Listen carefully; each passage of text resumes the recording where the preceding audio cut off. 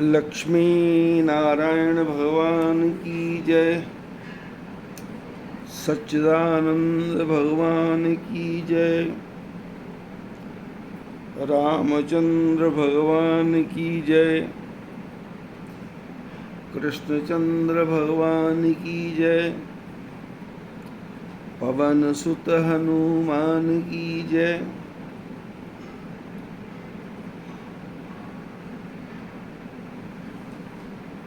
शास्त्रों में कथा को प्रवचन भी कहा गया।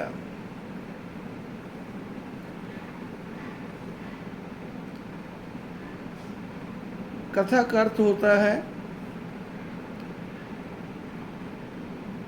कि किसी के जीवन में या किसी के वस्तु में वो किस प्रकार से बना, किस प्रकार से आगे बढ़ा। मकान की भी कथा हो सकती है।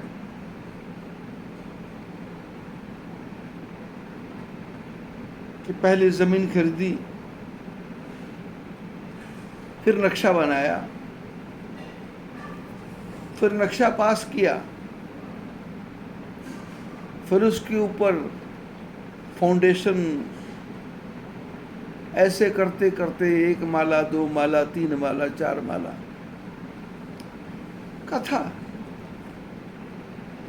कथा एक बर्तन की भी हो सकती।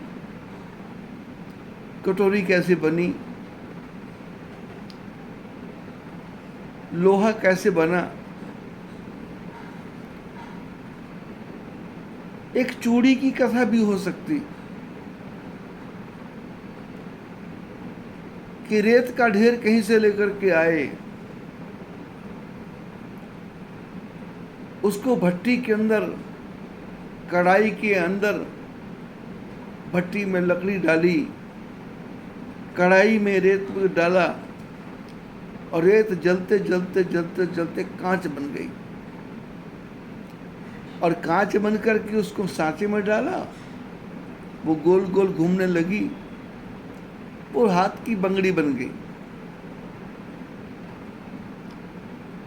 कथा एक सड़क की भी हो सकती। और दूसरा शब्द है प्रवचन। प्रवचन का अर्थ होता है अपने वचनों को दूसरों को सुनाना। अपने मन में जो विचार आ रहे हैं वो दूसरे को बताना। अपने जीवन के जो अनुभव हैं वो दूसरों को समझाना। घर में बूढ़ा बाप अपने जीवन के अनुभव बताता है। बचपन से लेके जवानी तक की कहानी से लेके बुढ़ापे तक की बातें वो बताता है। बच्चे सुनते हैं। बच्चे घर में रहते हैं। दादा, पोता, बेटा, भाई, मित्र, संबंधी, पड़ोसी। अब वो जो बूढ़ा आदमी है उसके पास में अपने जीवन की एक कहानी है। कैसे वो स्टैंड हुआ, कैसे वो आगे बढ़ा, कैसे उसने स्ट्रगल की और कैसे सबको साथ लेके वो चला। लेकिन जो घर के लोग हैं वो एक ही कहानी को रोज सुनते सुनते, वो प्रवचन कर रहा है, अपने वचन दूसरों को दे रहा है। लेकिन दूसरे लोग जो सुनने वाले हैं उनको वो अच्छा लगता नहीं। ये पुरानी कहानी फिर चालू हो गई, अब इसके आगे यही बोलेंगे, इसके आगे यही कहेंगे, इसके आगे तो ऐसे ही कहेंगे। इसलिए बच्चे भी उठ के चले जाते, जवान भी उठ के चले जाते और बराबर वाले भी उठ के चले जाते। लेकिन जो बूढ़ा आदमी है उसके मन में होता है कि मेरी कोई सुने। लेकिन सुने क्या, एक ही कहानी। इसलिए जो रामायण की चर्चा हम करते हैं उसमें कहा गया कि रामायण शतकोटि अपारा। रामायण 100 करोड़ है।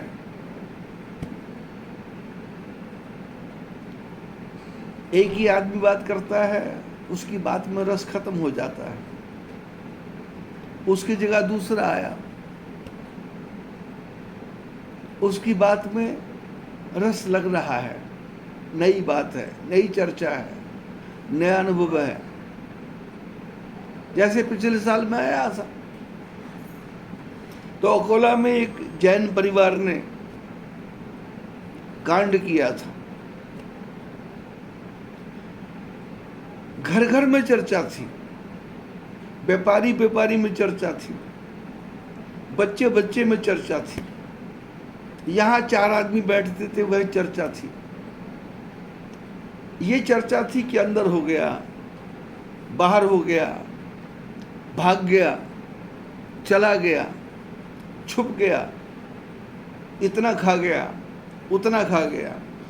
फिर लोग चर्चा करते थे, इसको तो फांसी होगी, इसको तो मौत की सजा मिलेगी।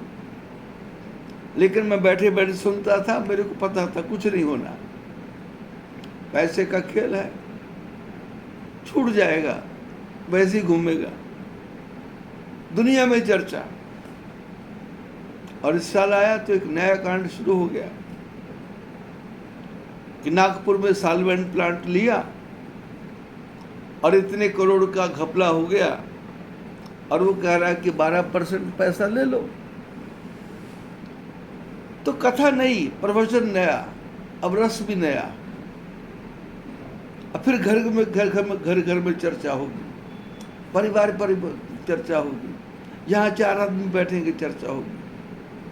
थोड़े दिन रस आएगा, उसके बाद रस खत्म हो जाएगा। जैसे आम का फल है, आम का फल किसी को छिलके समेत खाने में आनंद आता है, और कोई आम को खाता है तो पहले आम के ऊपर के हिस्से को थोड़ा तोड़ लेता है।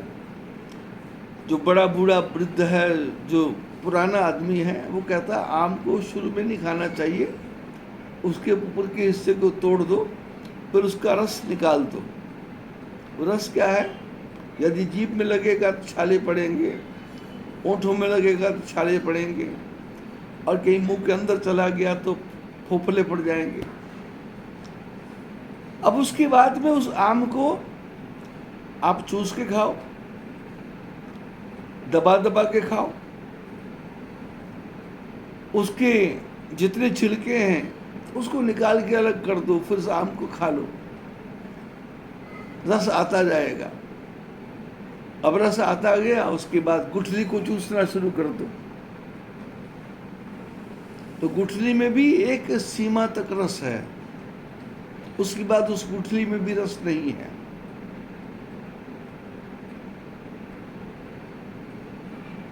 वैसे नियम है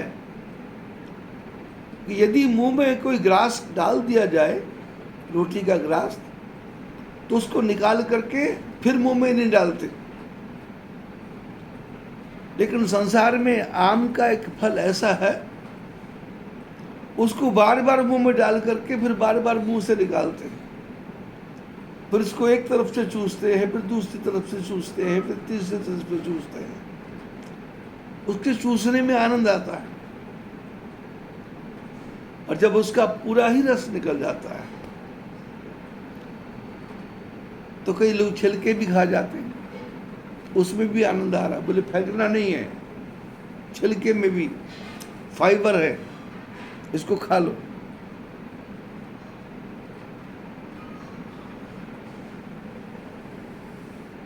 सेवली बनी है, आप चीनी डाल के खा सकते, आप नमक डाल के खा सकते, आप अचार से खा सकते। रस लेने का तरीका आपका है। प्रवचन का अर्थ है कि 100 करोड़ रामायण है, 100 करोड़ की बातें हैं, एक की बात सुनेंगे तो रस नहीं आएगा। रामायण का सीरियल टीवी में आता है, एक बार देखो, 2 बार देखो, 4 बार देखो, 10 बार देखो, 20 बार देखो, एक समय ऐसा आएगा कि उसमें रस नहीं आएगा। महाभारत का सीरियल आता है, उसको देखो तो एक समय तक रस आएगा, उसके बाद उसका रस खत्म हो जाएगा।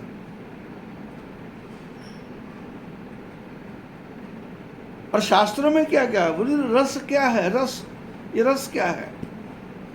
तो गीता में कहा रसो वैसा, बोले रस वो परमात्मा है।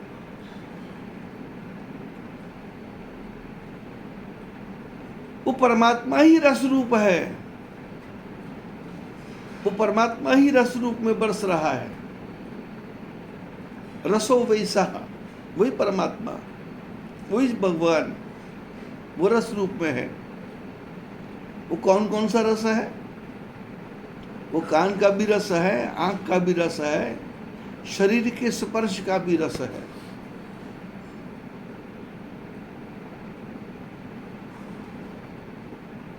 तो रामायण के बारे में कहा कि 100 करोड़ रामायण, मतलब 100 करोड़ प्रवचन।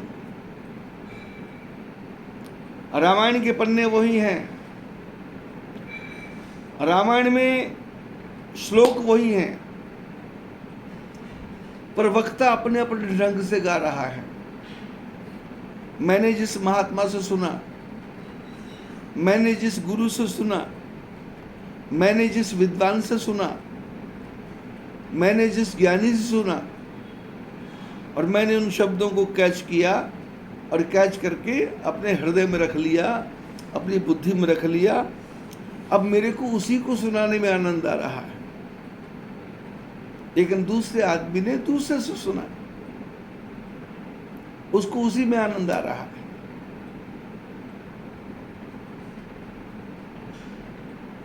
किसी जमाने में भागवत की कथा करते थे,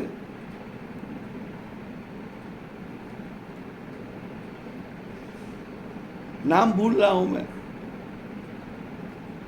मृदुल कृष्ण शास्त्री, उनकी कथा में बड़ा आनंद आता था।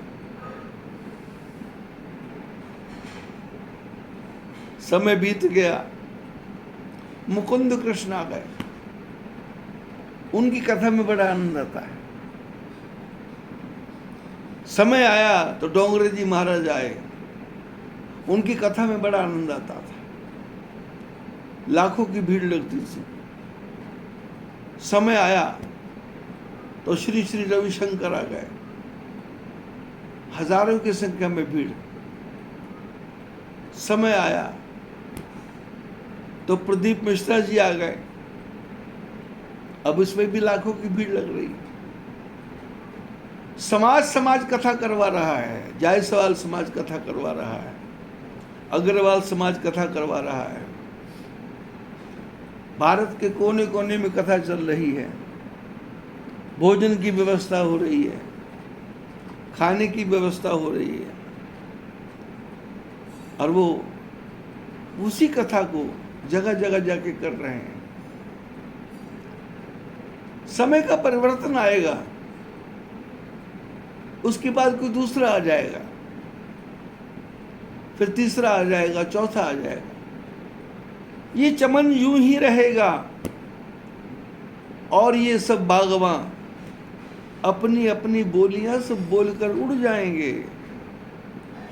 बोले सारा संसार ऐसे रहेगा, ये बाग बगीचे भी ऐसे रहेंगे, और इस बगीचे में चिड़िया आएगी, तोता आएगा, मैना आएगा, और पक्षी आएंगे, और अपनी अपनी बोली बोल करके सारे उड़ जाएंगे। रहने वाला कोई नहीं है, स्थिर कोई नहीं है, हमेशा रहने वाला कोई नहीं है।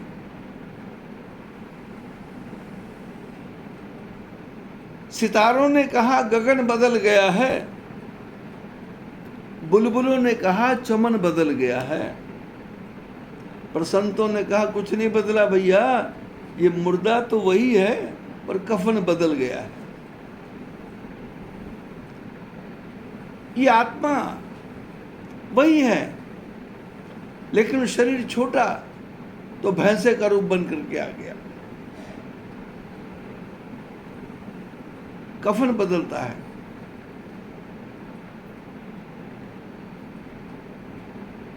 शब्दों का तरीका बदलता है, बोलने का स्टाइल बदलता है, लेकिन वाणी में से जो निकला हुआ शब्द है उसमें रस होगा तो लोग उसको सुनेंगे, और निरस होगा, निरस मतलब आम की गुठली एक समय तक रस देगी, लेकिन वो गुठली कब तक रस देगी? समय आएगा गुठली फेंक देंगे। जिस गुठली को 50 बार मुंह में रख करके चूसा, अब गुठली में रस नहीं है, बोले फेंक दो। अरे क्यों फेंक रहे हो भाई, ये तो रस दे रही थी। बोले रस खत्म हो गया। ऐसे ही जो बड़े बूढ़े हैं उनकी वाणी में बात वही है, तो दूसरा सुनेगा तो रस आएगा, तीसरा सुनेगा तो रस आएगा, पर घर के लोग सुनेंगे तो धीरे धीरे खिसक जाएंगे, दूर दूर चले जाएंगे। इसलिए शास्त्रों में कहा गया कि मनुष्य को कम बोलना चाहिए। ज्यादा बोलने से एक तो शक्ति का विनाश होगा, दूसरे हमारे शब्द जो हैं उनकी वैल्यू कम हो जाएगी। शास्त्रों ने कहा ऋत भुक मित भुक, बोले थोड़ा बोलो और थोड़ा खाओ। कितना खाना है? जितना पच जाए। स्वाद के लिए नहीं खाना है, जीभ के लिए नहीं खाना है, अंदर जाकर के पेट ने भी पचाना है। स्वाद ज्यादा लग गया, ज्यादा खाएंगे, गैस बनेगी, उसमें से जो बास आएगी उसमें से दुर्गंधी आएगी। क्यों? भट्टी में सड़ गया। कचरा, कचरे का ढेर लगा दोगे तो कचरे में ढेर में से बास आएगी। कचरे को फैला दोगे तो धूप से कचरा सूख जाएगा तो उसमें से बास नहीं आएगी। हवन करते हैं, उसमें लकड़ियां डालते हैं, समिधा डालते हैं, आहुतियां देते हैं, और आहुति धीरे धीरे देंगे तो अग्नि प्रज्वलित रहेगी, धुआं भी नहीं होगा और आग प्रज्वलित रहेगी। लेकिन लोगों ने 20 आदमी ने इकट्ठा डाल दिया, 30 ने इकट्ठा डाल दिया, अग्नि मंद हो जाएगी, आग मंद हो जाएगी। अब मंद अग्नि होने से क्या होगा कि दुर्गंधी आएगी, आंखों में धुआं लगेगा, पूरे कमरे में धुआं बढ़ जाएगा। इसी प्रकार ये पेट जठराग्नि नहीं है, आग है अंदर। इस आग में कितना खाना है? बोले जितना उसमें पच जाए, ज्यादा भरना नहीं है, ज्यादा ठोकना नहीं है। ऋत भुक मित भुक। वैसे ही परिवार में शब्दों को ज्यादा प्रयोग नहीं करना, अपने जीवन की वैल्यू बराबर रहेगी। नौकर से भी ज्यादा नहीं बोलना, अपने जीवन की वैल्यू ज्यादा रहेगी। ज्यादा बोलेंगे नौकर मजाक उड़ाएगा कि बुढ़ा बोलना शुरू हो गया, बुढ़ा ने चालू कर दिया, अब इसका टेप पता नहीं कब बंद होगा, पता नहीं बोलना बंद होगा नहीं होगा। ये तो फिर पुरानी कहानी लेके बैठ जाएंगे, 50 साल पुरानी कहानी लेके बैठ जाएंगे। तो प्रवचन का अर्थ क्या है कि दूसरे को वचन सुनाना। और वचन कैसे? जो मैंने सुन रखे। अब मैंने सुन रखे हैं 1000 आदमी से, तो मेरे पास भंडार है, 1000 आदमी का भंडार। मैंने 4 वेद पढ़े, 6 शास्त्र पढ़े, 27 स्मृतियां पढ़ी, 108 उपनिषद पढ़े, रामायण पढ़ी, गीता पढ़ी, इतने ग्रंथ पढ़े।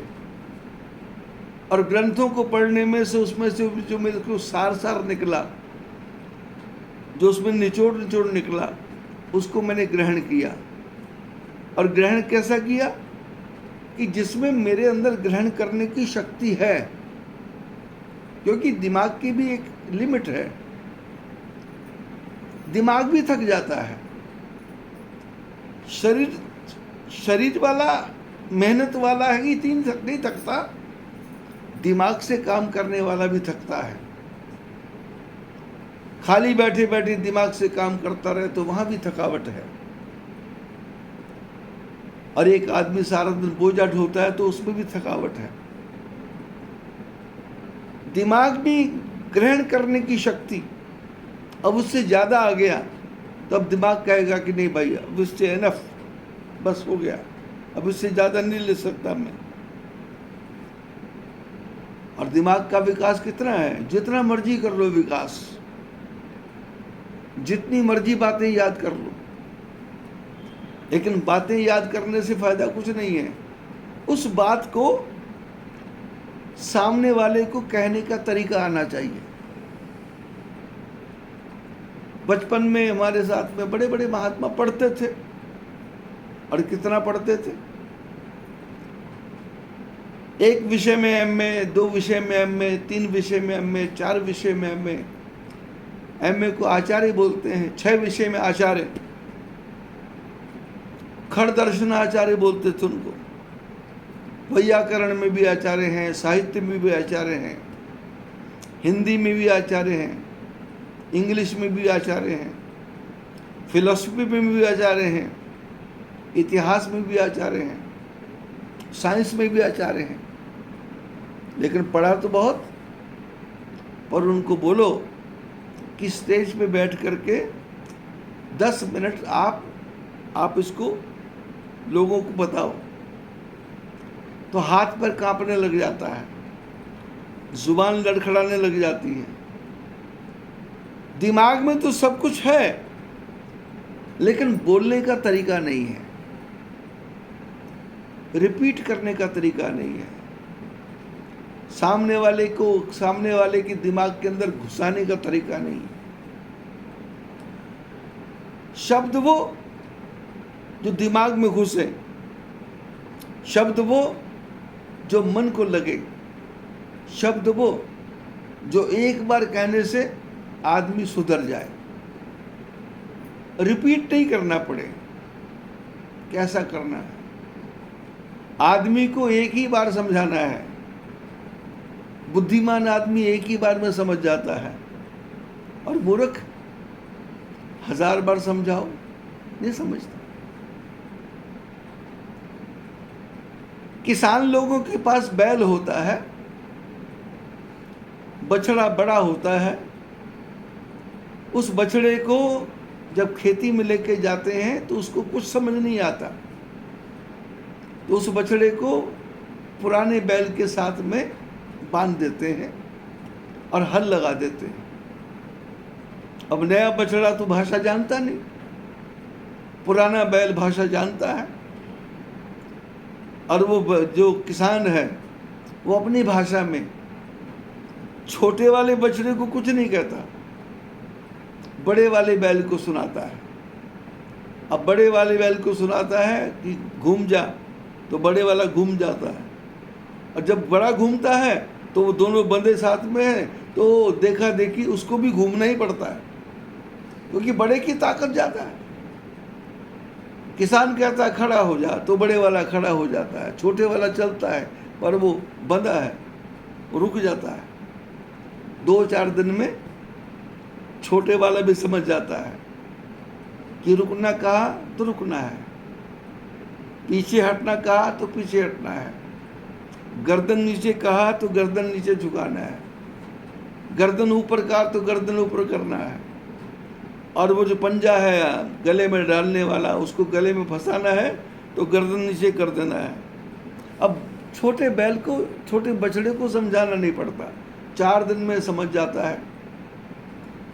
और 6 महीने बाद, 6 महीने तक वो बैल गौशाला में रहते हैं। खेत में कोई काम नहीं है, ना आना है ना जाना है, बस खाना है, शरीर को पुष्ट बनाना है। 6 महीने बाद वो जो बछड़ा बैल के साथ था अब दोनों बैलों को, बछड़े को, बैल को, ये भी बछड़ा भी बैल बन गया, अब दोनों को लेके गए। अब नए वाले बछड़े को समझाना नहीं पड़ता, एक ही बार 3-4 दिन में जो सिखा दिया वो सीख गया। आदमी के साथ भी ये घटना है। जिसको साइकिल चलाना आता है वो हाथ छोड़ के भी साइकिल चलाएगा। जिसको साइकिल चलाना नहीं आता उसको बोलो कि साइकिल खड़ा है, इस साइकिल को थोड़ा सा किनारे पे लगा दे, तो उसको उस साइकिल को किनारे पे लगाने पे भी पसीना छूट जाएगा। कभी वो पीछे से पकड़ेगा, कभी वो धक्का लगाएगा। अब धक्का लगाएगा तो नीचे वो जो एक स्टैंड लगा रखा, स्टैंड के बीच में एक स्टैंड लगा देते हैं कि जिससे साइकिल अपने आप आगे ना भागे। अब ये आगे कर रहा है और स्टैंड तो खुल ही नहीं रहा, तो दूसरे ने आके कहा कि अरे ये स्टैंड के नीचे छोटा सा वो लगा है, उसको पीछे कर। अब पीछे किया, अब पीछे किया तो स्टैंड खुल गया। अब स्टैंड खुला तो साइकिल भागा और ये घबरा गया, अरे ये तो गया, कहाँ गया? अरे ढंग से पकड़ के रख, थोड़ा इसको ऐसे घुमा, थोड़ा इसको ऐसा घुमा, थोड़ा पीछे कर। अब पीछे कैसे करे, नहीं आ रहा, बोले आगे कर, फिर वो किनारे पे लेके जाता। साइकिल जिसको चलाना आ गया, 30 साल के बाद भी वो साइकिल नहीं चला रहा, 30 साल के बाद भी उसको बोलेंगे साइकिल चलाओ तो थोड़ा सा घबराएगा वो, लेकिन उसको फिर उस टेक्निक आती है कि कैसे पैर को ऊपर लेके जाना है और कैसे पैर को लगा करके कैसे साइकिल को चलाना है, कैसे मोड़ना है, कैसे तोड़ना है। ऐसे ही कथा है, जिसको एक बार आ गई करनी। अब कथा में क्या, मैं शब्दों शब्द बता रहा, प्रवचन मैंने दूसरे को वचन सुनाना। अब किसको सुनाना है? सुनने वाला तैयार है क्या? मैं तो सुनाने को तैयार हूं, और सुनने वाला तैयार है क्या? बोले सुनने वाला तैयार है। कब? जब शब्द नए होंगे, जब भाषा नई होगी, जब टेक्निक नहीं होगी, जो उसने आज तक नहीं सुना उससे बढ़िया सुनाने की कोशिश करेंगे। क्योंकि आजकल तो टीवी पे प्रातःकाल 6 बजे से लेके रात के 12 बजे तक माताएं टीवी पे कथा ही सुनती है, और कथा सुनते सुनते कुर्सी पे सो जाती। पोता आता है, दादी जी रोटी खा लो, तो दादी जी रोटी खाने चली जाती है, टीवी बंद नहीं होता, कथा चल रही है। अब उस माता को पूछो कौन सी कथा सुनी? बोले मेरे को समझ नहीं आती। बोले फिर कर क्या रहे थे? बोले वो अच्छा बोल रहा था। क्या बोल रहा था? बोले ये मेरे को पता नहीं। कथाकार बोल रहा है क्रोध नहीं करना, और सास तो गुस्सा कर रही है, ये चादर दिख नहीं रही, तेरी आंखें फूट गई हैं क्या? दाग लगा हुआ है, ढंग से नहीं खा सकते, मर नहीं सकते, अकल की नहीं, अकल नहीं कुछ भी। उधर कथा चल रही है कि शांति से बात करो, प्रेम से बात करो, किसी से झगड़ा मत करो, पर ये कथा सुनते सुनते बहू को डांट रही है, बेटे को डांट रही है, पति को डांट रही है, परिवार को डांट रही है। शब्द सुन रहे हैं पर शब्दों का तुम्हारे जीवन पे असर नहीं हो रहा। शब्द वो जो रस पैदा करें। रस क्या है? बोले रसो वैसा। याज्ञवल्क्य जी से उनकी 2 पत्नियां थी, एक गार्गी थी, एक मैत्रेयी थी। मैत्रेयी भोली भाली, गार्गी विद्वान। जब भी गार्गी याज्ञवल्क्य जी के सामने बैठती तो ज्ञान की चर्चा करती।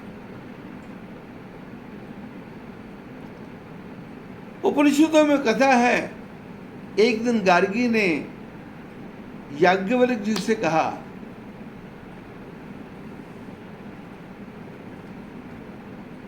सुख क्या है। डेफिनेशन, सुख की डेफिनेशन क्या, सुख की परिभाषा क्या है। याज्ञवल्क्य जी ने कहा सुख परमात्मा।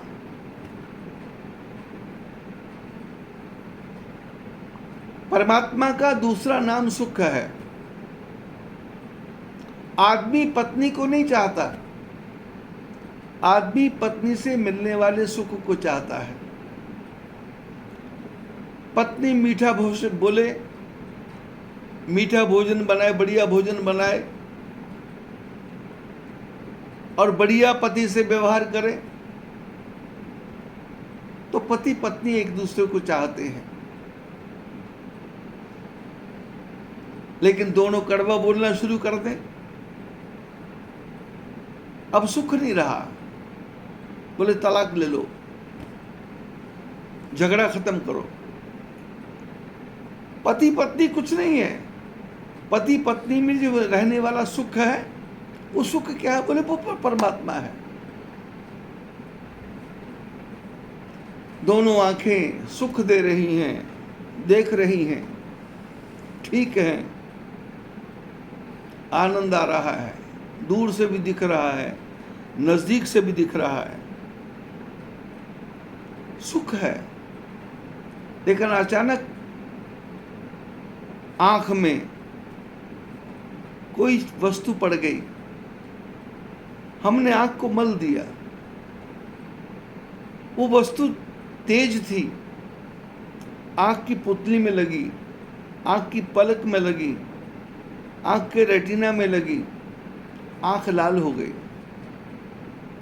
डॉक्टर के पास गए, डॉक्टर ने चेकअप किया, दवाई की बूंदें दी, इस दवाई को डालो, 4-5 दिन बाद आके दिखाना, दिन में 3 बार डालना है और आंख में बूंद डाल करके 5 मिनट तक आंख बंद रखना है, फिर पानी निकलेगा, निकल जाने देना। पर आंख ठीक नहीं हुई। 5 दिन बाद गए, डॉक्टर ने कहा इन्फेक्शन हो गया। बोले क्या करना है, बोले ऑपरेट करना है, अंदर के लेंस को निकालना है, इसकी जगह दूसरा लेंस डालना है। बोले ठीक हो जाऊंगा, बोले ठीक हो जाओगे, बोले कर दो ऑपरेशन, 35,000 रुपये लगेगा, बोले लगा दो, ऑपरेट कर दिया। 15 दिन बाद पट्टी खुलेगी, या आजकल एक ही दिन में पट्टी खुल जाती है। बोले 1 दिन के बाद में आना, पट्टी खुलवाना, काला चश्मा लगाना, आंख ठीक हो जाएगी।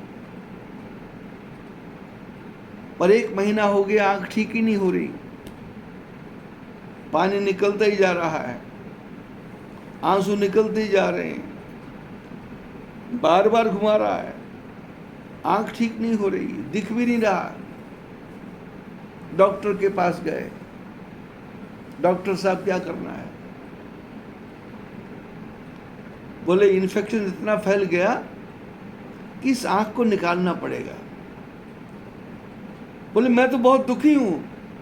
बोले जब तक आंख नहीं निकालेंगे तुम सुखी नहीं हो सकते, क्योंकि सुख नाम परमात्मा का है। आंख का नाम सुख नहीं है, सुख से आंख से दिखता है, जो दिखने से सुख मिलता है। उसने कहा एक आंख से गुजारा कर लेंगे, इसको निकाल दो, आंख ही निकाल दी, शांत हो गया, अब दर्द नहीं होता, आंसू नहीं गिरते, एक आंख से दिख रहा है, सुख मिल रहा है, परिवार को पहचानता है, दरो दीवार को पहचानता है, घर के दरवाजों को पहचानता है, पड़ोसियों को पहचानता है। लेकिन अंदर ही अंदर इन्फेक्शन इतना फैल गया कि दूसरी आंख में भी इन्फेक्शन हो गया। डॉक्टर साहब क्या करना है, बोले दूसरी आंख भी निकालना है। बोले निकाल दो, मेरे को आंख नहीं चाहिए, मेरे को सुख चाहिए। शुगर के मरीज को पैर में गैंग्रीन हो जाता, घाव ऐसा होता कि वो ठीक ही नहीं होता, दवाई खाते जाओ ठीक नहीं होता। पैर का अंगूठा कितना प्यारा लगता था, पैर की अंगुलियां कितनी प्यारी लगती थी, उसमें नेल पॉलिश लगाते थे, उसको काटते थे नाखूनों को तो स्टाइल से काटते थे कि दिखने में अच्छे लगे। अंगुलियों को रगड़ रगड़ कर धोते थे, पैरों को चमका के रखते थे, पैर चलते थे तो सुख मिलता था। लेकिन पैर में घाव हो गया, घाव इतना गहरा हो गया कि अंदर अंदर सड़ने लग गया। डॉक्टर ने कहा अंगूठा काटना पड़ेगा। बोले अंगूठा काटने से सुख होगा? बोले हाँ। बोले काट दो। अंगूठा काट दिया। साल भर बाद पता लगा कि वो घाव अंदर फैल गया। बोले पैर काटना पड़ेगा। बोले पैर भी काट दो। वो घाव फिर आगे बढ़ गया। बोले पूरी टांग काटनी पड़ेगी। बोले पूरी टांग काट दो। वो घाव इतना फैला कि अब तो ये आदमी कहता है कि हे परमात्मा, ये शरीर ही छूट जाए, मेरे को ये शरीर नहीं चाहिए, क्योंकि शरीर दुख दे रहा है। शरीर सुख दे रहा था, पत्नी का सुख, खाने का सुख, देखने का सुख, सुनने का सुख, लेकिन अब ये शरीर ही दुख रूप हो गया। आंख भी धोखा दे गई, कान भी धोखा दे गए। जिनको ब्लड कैंसर हो जाता है उनसे पूछ के देखो, वो रात दिन परमात्मा से एक ही प्रार्थना करते हैं कि मेरे को ये शरीर नहीं चाहिए, मेरे को शरीर नहीं चाहिए। भगवान मेरे को मौत कब आए, मेरी मृत्यु कब हो, मैं कब मरूं, ये मेरी आत्मा निकल जाए। अब उसको आत्मा का ज्ञान नहीं है, हालांकि वो शरीर के साथ जुड़ा हुआ है, लेकिन उसको लगता है कि आत्मा निकल जाए। महाभारत में छोटी सी कथा आती है कि ऋषि वेद व्यास कहीं जा रहे थे, जंगल का रास्ता था। पुराने जमाने में सड़कें नहीं थी, पगडंडियां थी। रथ के जाने के रास्ते थे, रथ के पहियों के निशान थे, लोगों को पता लगता था। जैसे मेरे ही जीवन में घटना घटी। मैं शिमला में किसी काम के लिए गया हुआ था, तो मेरे को बस पकड़नी थी तारा देवी से शिमला जाने के लिए। तो मैं जिस मकान में रहता था वहां से निकला, सड़क के किनारे पे आया, तो मैंने क्या देखा, एक ऐसा कीड़ा जिसके शरीर पे बाल होते हैं, बाल ही बाल होते हैं, वो चलता है, ऐसे ऐसे ऐसे करके चलता है। यदि किसी के लग जाए तो बहुत खुजली होती है। तो मैंने देखा वो कीड़ा जा रहा है और सड़क पर कारें जा रही हैं, बसें जा रही हैं, ट्रक जा रहे हैं, और मैंने देखा वो कीड़ा सड़क की तरफ जा रहा है। तो मैं खड़ा हो गया और खड़ा होकर देखने लगा कि ये कीड़ा किसी बस के नीचे मरेगा, या किसी ट्रक के नीचे आके मरेगा, या किसी कार के नीचे आके मरेगा, या किसी पैर के नीचे आके मरेगा। मैं देखता रहा। इतने में एक ट्रक आया और ट्रक के पीछे से जहाँ से धुआं निकलता है, उसने वो एक्सीलरेटर दबाया होगा और धुआं इतना तेज निकला कि वो कीड़ा उस धुएं के हवा से उछल करके सड़क के आधे में पहुंच गया। अब तो मैंने कहा ये कीड़ा मरेगा ही मरेगा, अब बचने की कोई संभावना नहीं। मैं किनारे पे खड़ा रहा। दूसरी एक बस आई, वहां चढ़ाई थी, और उसने भी आकर के जोर लगाया, और जोर लगाते ही पीछे से हवा निकली। जैसे स्कूटर चलाते हैं, रेस देते हैं तो फुर्र से हवा निकलती, वैसे उसके भी पीछे से ऐसे निकला। तो कीड़ा सड़क आधी से भी आगे चला गया। मैं खड़े खड़े देखता रहा और वो आगे धीरे धीरे करते करते सड़क पार चला गया। अब जिसकी मौत नहीं आनी है उस सड़क पर भी मरता नहीं है। अकोला में आके देखो, डेली पेपर में लिखा है 2 आदमियों का एक्सीडेंट हुआ, 3 आदमियों का एक्सीडेंट हुआ, और उसी सड़क पे कुत्ते भाग रहे हैं।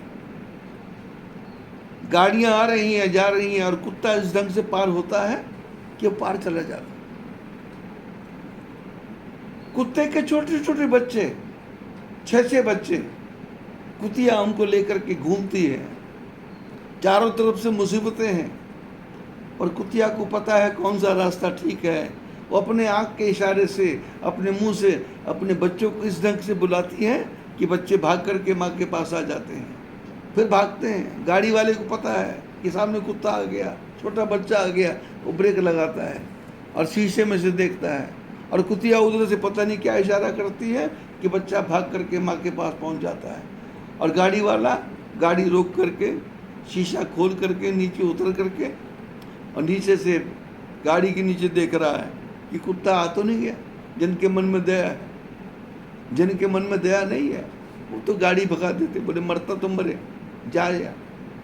पर जिसको मौत नहीं आनी है वो पता नहीं किस प्रकार से बच जाता है। अकोला में हॉस्पिटल भरे हुए हैं, ठीक से ठीक आदमी भी वहां चला जाए, बढ़िया से बढ़िया आदमी भी चला जाए, बस इतना ही करना है कि वहां जाके ये बोलना है कि मेरे को डॉक्टर साहब से मिलना है, 500 रुपये लगेंगे। अब 500 लगे, बीमारी कुछ भी नहीं है, डॉक्टर साहब के अंदर चले जाओ और डॉक्टर साहब सबके ज़्यादा कुछ नहीं पूछेगा। कल क्या खाया था, परसों क्या खाया था, सांस लंबी खींचो, सांस धीरे खींचो, अब और सांस लो, लंबी सांस लो। बताना कुछ नहीं है, डॉक्टर पूछता जा रहा है, वही बोलते जाना है। क्या तकलीफ होती है, खांसी हो रही, बोले कभी कभी होती है, वो तो हर एक को होती है। खाना खाते खाते यदि गैस मुंह में फंस जाए तो ठसका लगता है, खांसी हर एक को होती है। ये नहीं कि कफ वाले को होगी। बोले पैदल चलते हो तो थकावट होती है, तो हर एक को होती है। बोले हाँ जी थकावट होती है, तुम्हारा तो ईसीजी करना पड़ेगा, तुम्हारा तो तार डाल करके शरीर में क्या बोलते हैं उसको, एंजियोग्राफी करनी पड़ेगी, कर दो एंजियोग्राफी। एंजियोग्राफी हो रही, अमरावती में हॉस्पिटल खुला, पारश्री हॉस्पिटल, वहां एंजियोग्राफी की मशीन आई। शिष्य परिवार है मेरा, तो मैं भी देखने के लिए पहुंच गया। बोले गुरुजी आओ, आप ही नारियल फोड़ो। नागपुर से डॉक्टर आए थे उसका डेमो दिखाने के लिए कि एंजियोग्राफी कैसे होती है। अब एंजियोग्राफी कराए कौन, नर्सेज हैं, डॉक्टर हैं, परिवार के माता पिता भी हैं, दादा दादी भी हैं, बहुएं भी हैं। अब करवाए कौन, तो मैंने कहा मेरी कर दो। पहले जमाने में नीचे टांग से वो सुई डालते थे, अब नई टेक्निक आई कि हाथ से सुई डालते। मैंने कहा कर दो, लिटा दिया, कर दिया, सीढ़ी बन गई। क्या दिखा, बोले कुछ भी नहीं है, सब ठीक ठाक। अब मैंने करवाया तो सारे तैयार हो गए क्योंकि फ्री में है पहला दिन। बोले हमारी भी करो, हमारी भी करो, हमारी भी करो, क्योंकि उन्होंने देखा हालांकि मेरे को दर्द हुआ पर मैंने एक्शन ऐसा किया कि मेरे को कुछ भी नहीं हो रहा, मन को मजबूत करके बैठ गया। क्योंकि हमारी तो योग की साधना है। अब योग की साधना में मन को कंट्रोल करना है। अब मन कंट्रोल हो गया तो सुई लगाओ, ध्यान कहीं और है, सुई इधर लग रही है, ध्यान इधर कर दिया, अब सुई का पता भी नहीं। बड़े बड़े महात्मा जब ऑपरेशन करवाते हैं तो एनेस्थीसिया नहीं लेते, मन को घुमा देते हैं, आप काट दो हाथ, कोई दर्द नहीं होगा। एनेस्थीसिया का मतलब है कि मन को सुप्त कर देना, शरीर को सुप्त कर देना, शरीर को कंट्रोल कर देना, बाहर का पता ही नहीं चले क्या हो रहा है क्या नहीं हो रहा। दांत का ऑपरेशन करते हैं, इंजेक्शन लगा देते हैं, सुन्न कर देते हैं, कहीं भी घाव हो उसको थोड़ा सुन्न कर देते हैं, और ज़्यादा बीमारी हो तो एनेस्थीसिया दे देते हैं, पर कुछ नहीं। जब योग से मन लग गया तो मन को दर्द से हटा दिया, अब हटा दिया तो शरीर वही है, लेकिन शरीर वर्क नहीं करेगा। हाथ सा काट रहा है, लोग देख रहे हैं कि बाबा जी को दिया सुई, दर्द हो रहा था, लेकिन सुई वो अंदर गई, अंदर जाके उसने नक्शा खींचा और फोटो खींच के बाहर आ गई। जब मैं उठ के खड़ा हुआ, लोगों ने कहा कैसा फील हुआ? मैंने कहा हो गया क्या, एनेस्थीसिया हो गया क्या, क्या बोलते हैं वो, एंजियोग्राफी हो गई क्या? बोले हाँ। मैंने कहा मेरे को तो पता ही नहीं लगा। अब सारे तैयार हो गए। डॉक्टर के पास जाएंगे, डॉक्टर बीमारी निकाल ही देगा, लेकिन मौत का कोई समय नहीं। मैं वेद व्यास जी की कथा सुना रहा था। वेद व्यास जी जंगल में जा रहे थे, एक कीड़ा बहुत तेजी से भाग रहा है, काले रंग का कीड़ा इतनी तेजी से भाग रहा था। वेद व्यास जी ने कहा अरे कीड़े रुक, कीड़ा रुका नहीं।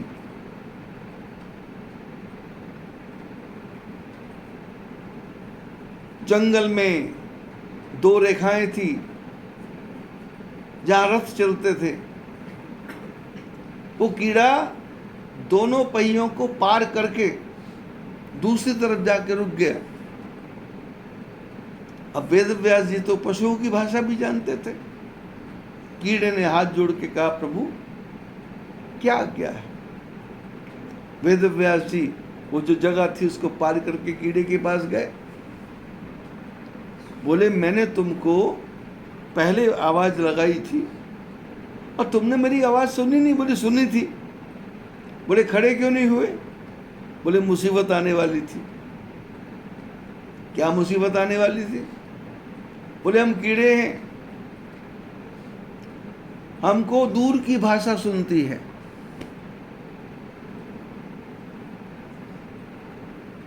मेरे पास में वो कान में लगाने वाले वो हैं, क्या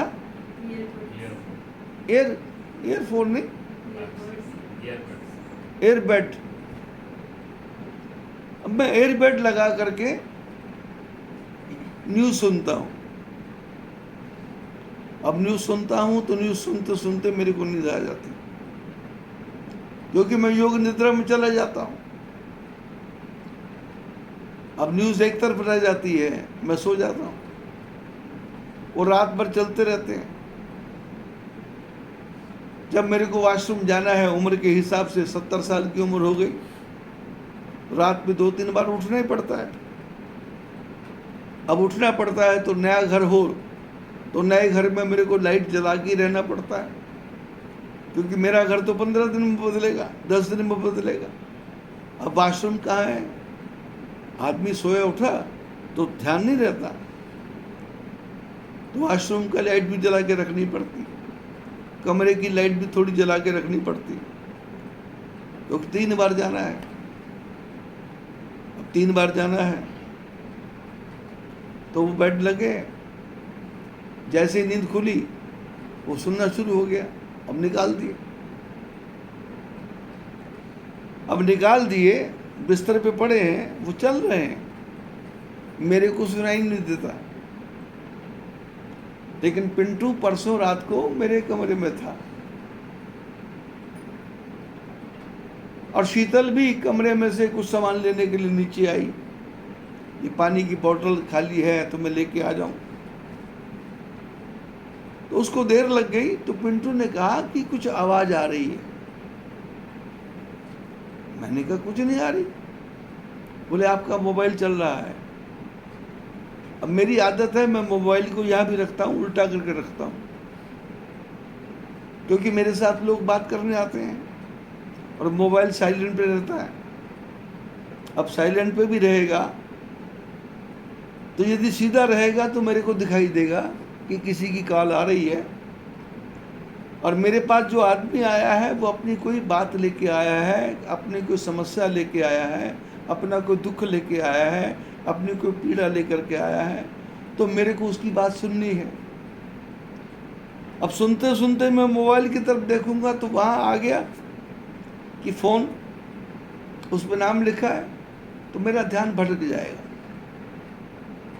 सामने वाली की समस्या का समाधान से मन हट जाएगा, उसने जो स्टोरी बताई वहाँ से मेरा ध्यान हटेगा। तो मेरा पहला काम क्या है, जो मेरे पास आया। और हम लोग क्या करते हैं, मोबाइल आया नहीं और ऐसा दौरा पड़ता है, सामने वाला उल्लू की तरह बैठा है, पागल की तरह बैठा है, गुरु जैसे गधा हो, इसको उससे बात करनी है। अरे गुरु के सामने मोबाइल को उल्टा कर दो भाई, वरना ना काम करना है, गुरु जाए भाड़ में, पैसा कमाना है। एक सेकंड की देरी नहीं है, बस दिखा नहीं, दौरा सा पड़ता है। हाँ, बीच में ही बात कट जाती है। सामने वाला बता रहा है मैं जम्मू कश्मीर गया था, गुलमर्ग पहुंचा था, वहाँ बर्फ पड़ रही थी, आनंद आ रहा था, पर ये सुना रहा, ये अपने मोबाइल पे। हाँ बोलो, अच्छा नहीं नहीं नहीं, हाँ नहीं, हाँ हाँ ठीक है ठीक है।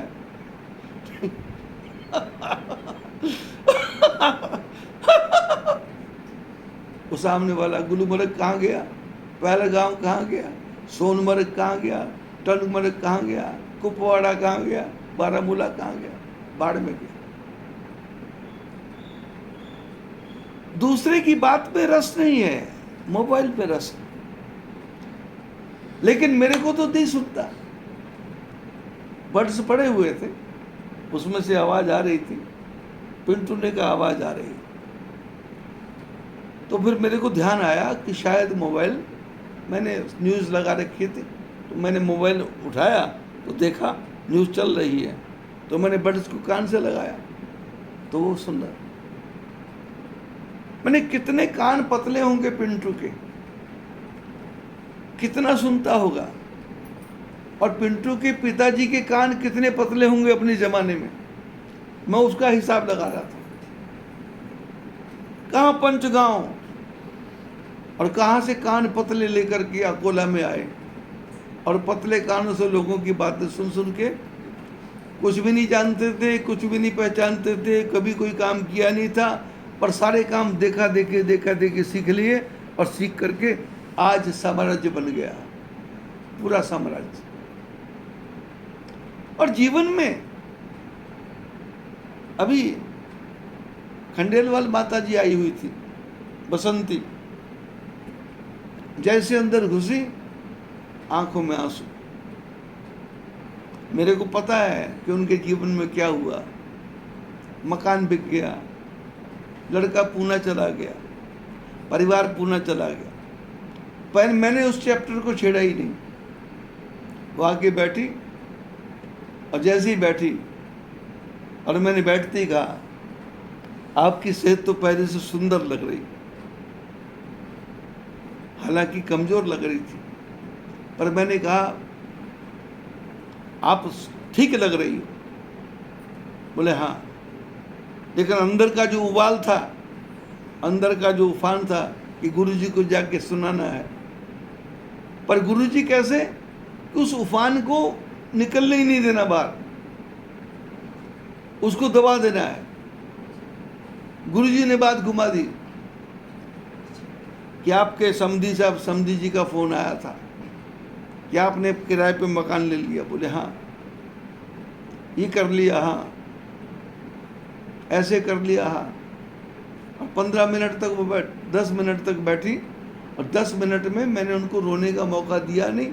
जो आंसू आंख में आए हुए थे उन्होंने थोड़े थोड़े पोंछ लिए, और उसके बाद मैंने फ़ोन नंबर नोट किया और मैंने कहा, मेरे को पता था उसने कथा सुननी नहीं है, घर जाना है, क्योंकि यहाँ बैठेगी तो जो भी लोग आएंगे उससे एक ही बात पूछेंगे, क्या हुआ, क्या हुआ, कब हुआ, मकान कब बिका, कितने में बिका, क्यों बिका, बेटा कहाँ गया, बहू कहाँ गई।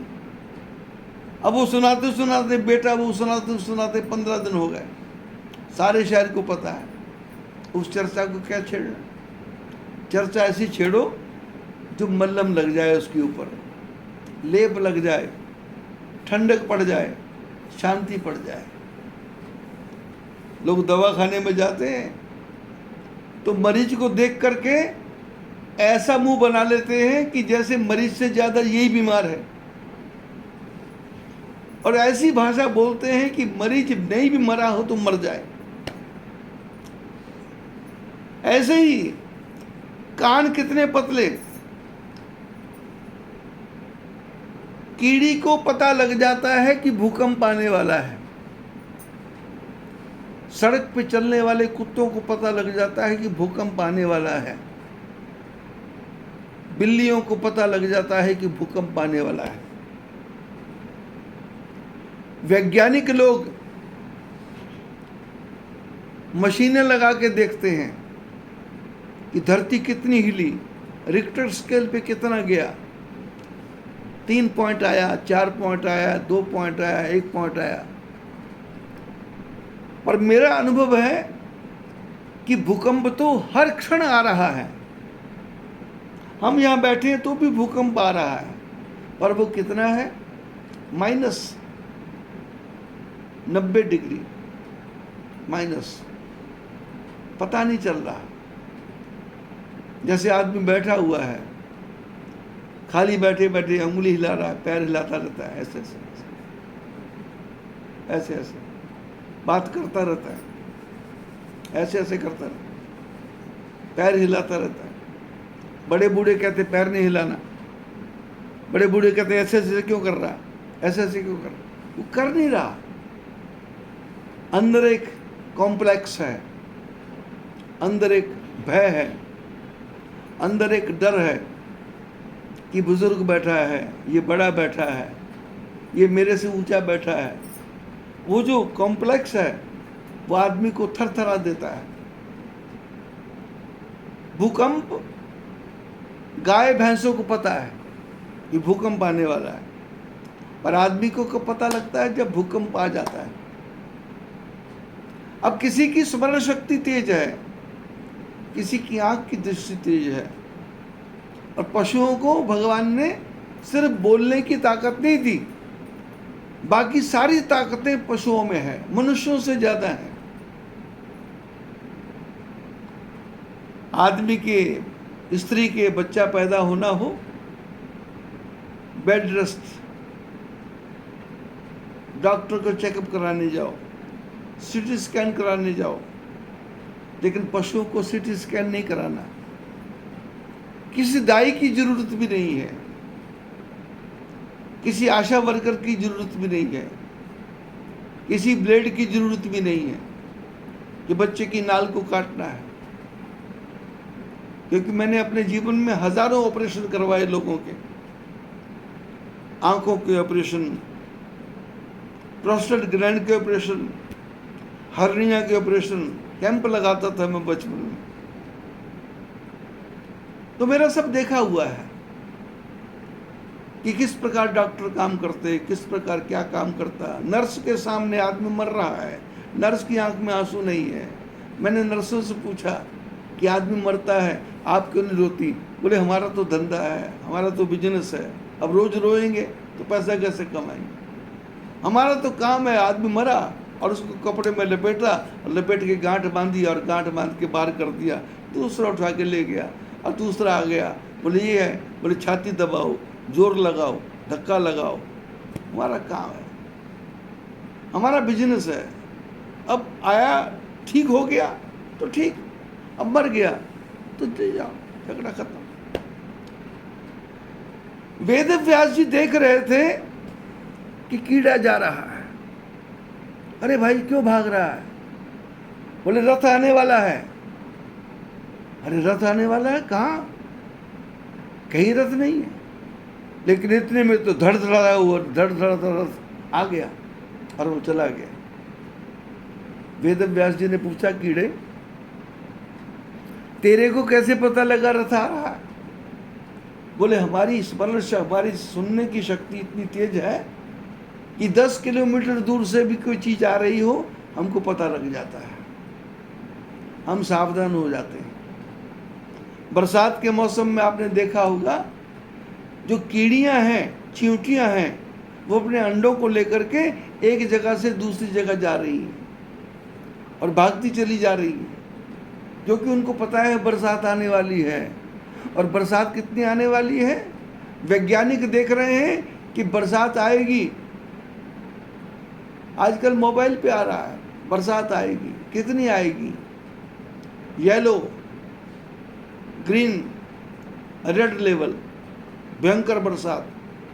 लेकिन कीड़ियों के पास तो कोई मशीन नहीं है, उनको तो वैसे ही पता है कि इतने फुट तक पानी आएगा और इतने फुट से ऊपर जाकर के हमने अपने अंडों को रखना है। और कीड़ियाँ सब अपने अंडों को ऊपर जाकर के रख देती हैं और सुरक्षित होकर के आराम से सो जाती हैं। और आदमी नौकाएं लेकर के सड़क पे घूम रहा है, क्योंकि 10-10 फुट पानी आ गया है। पिछले साल अकोला में पानी आ गया था, बाढ़ आ गई थी, बालापुर नाका डूब गया, लोगों के घरों में पानी घुस गया। लेकिन कीड़ियों को तो कोई परेशानी नहीं हुई। गाय तो पानी में तैर रही है, अब जो बंधी है वो तो मरेगी, लेकिन जो खुली है वो तैर रही है। कुत्ते पानी में तैर रहे हैं, किसी ने सिखाया नहीं, और आदमी को तैरना सिखाना पड़ता है, और कुत्तों को तो कोई सिखाता नहीं है, बकरियों को कोई सिखाता नहीं है, ऑटोमेटिक तैर रही है। शेर को भी कोई सिखाता नहीं है, शेर भी पानी में तैर रहा, पर आदमी को सिखाना पड़ता है। जो सबसे बुद्धिमान है उसको सिखाना पड़ता है, जो मूर्ख है, बैल 6 महीने बाद वही काम करता है। वेद व्यास जी ने कीड़े से पूछा, रथ आ रहा था, तुम भागे क्यों? बोले खतरा था कि रथ के पहिए के नीचे आके मैं मर जाऊंगा। वेद व्यास जी ने कहा, रे पागल आदमी, तेरा कीड़े का जन्म है, रथ के पहिए के नीचे आके मर भी जाता तो क्या नुकसान था? मर ही तो जाता।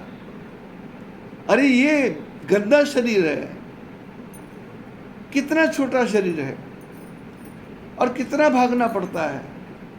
मैं एक कदम उठाता हूं तो कम से कम 24 इंच चले जाता हूं, और तेरे को 24 चलने में कितनी देर लगती है? कीड़े ने कहा, मैं मरने से नहीं डरता,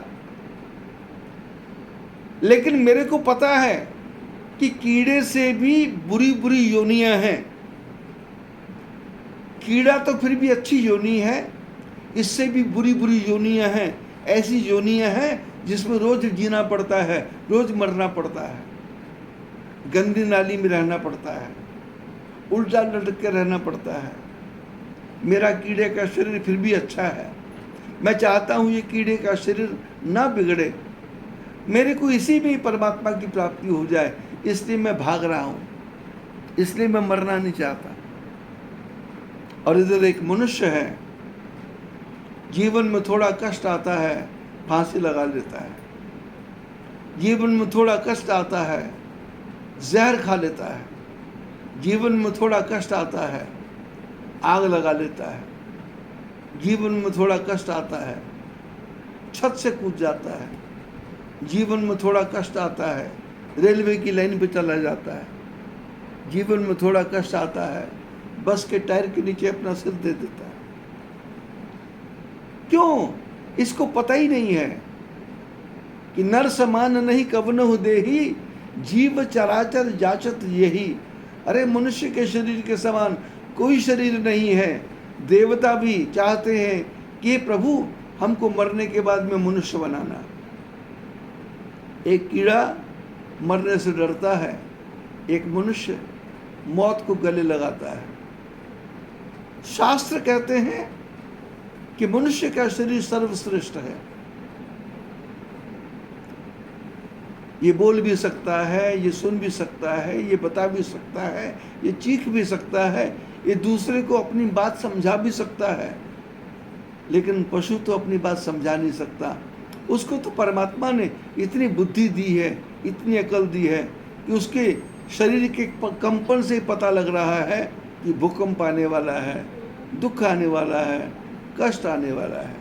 बोलिए सच्चिदानंद भगवान की जय, रामचंद्र भगवान की जय।